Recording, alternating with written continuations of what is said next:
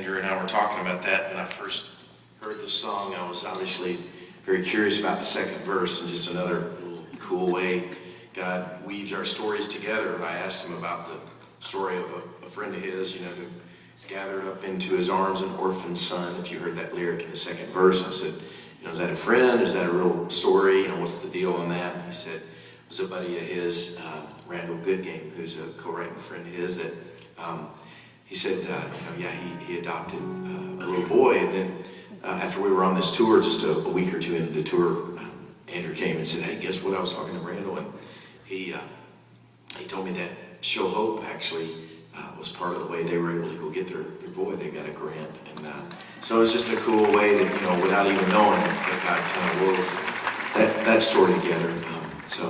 I want to sing a song I wrote for my wife, Mary Beth, who was in the Ironman competition.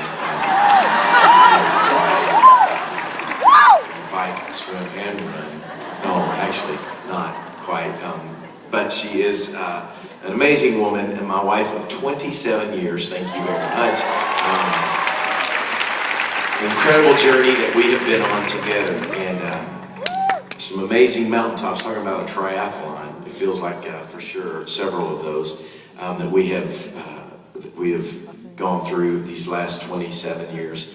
And when we started, so many, it's like we began our journey thinking we have so much in common, it's almost not even fair how easy this is going to be for us, because how could two people so perfect for each other find one another in this big world? And that's kind of how we started. In fact, we had so much in common that we shared a mailbox because our last names were the same. I don't know if a lot of you know that, but some may not. That her maiden name was Chapman. We met at a mailbox, our little college mailbox, where we shared that in Anderson, Indiana, and her